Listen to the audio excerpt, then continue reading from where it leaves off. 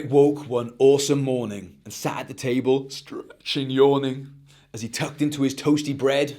"This brekkie is epic," Eric said. "My taste buds are buzzing, my belly is blessed. I'm loving this loaf, toast is the best." But who do I thank for this sumptuous treat? My mum, of course. Eric sprang to his feet. He ran to the kitchen and called to his mum. "Thanks a gazillion, my brekkie was yum." His grateful smile was 10 miles wide. "Oh, Eric, that's sweet," his mum replied. "But all I did was toast the bread. You should be thanking the baker instead." So out of the door with a hip and a hop, Eric popped out to the baker's shop. "Hey, Mr. Baker, I just came to say, thanks for the loaf you made yesterday. You make the bestest bread on the planet. I tried to thank Mum, but she just wouldn't have it. She told me that you're the one to be praised, so 3 cheers for you. Hip hip, hooray!" "That's kind," the baker began, "but the fella who fetches the flour's your man. Without the flour, there'd be no bread. You should really be thanking him instead. His name is Dan, he drives a big van." "I'm on it," said Eric, and off he ran. A short while later, Eric found Dan. He was taking a nap in the back of his van. He banged the window and shouted, "Dan, you're the world's most epic delivery man. I'm loving the loaves the baker deals, but he couldn't do it without your wheels." "You're welcome, dude," said Dan with a grin, "but it's really the miller you should be thanking.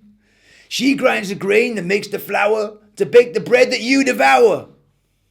Quick as a flash, Eric dashed up the hill to thank the lady who worked at the mill. He knew he'd find her by the grinder, and when he did, he sat beside her. "Thank you, Mrs. Miller," he chimed. "Your flour is epic, one of a kind." "Oh, dearie, it's my pleasure, of course, but it's not me who deserves your applause. Without the wheat, there'd be no grinding. You should thank Farmer Pete, if you can find him." So Eric legged it down to the farm. He looked in the fields and checked in the barn. Finally, he found him working hard, fixing his tractor across the yard.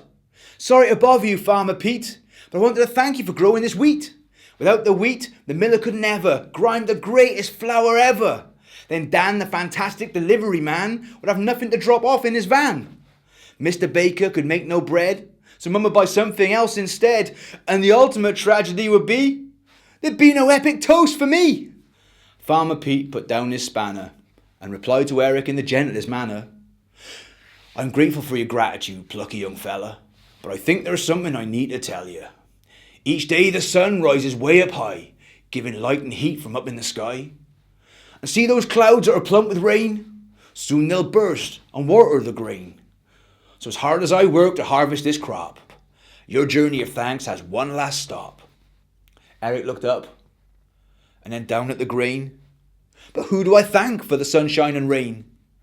The old farmer smiled and whispered, "Let's look at what God says in his good book."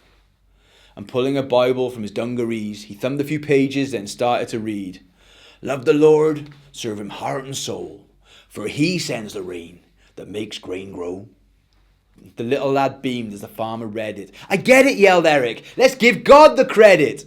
So Eric paused and he closed his eyes. "God, thanks for my epic adventure today and all of the people I met on the way. They all played their part in giving me toast. I thank them all, but I thank you the most.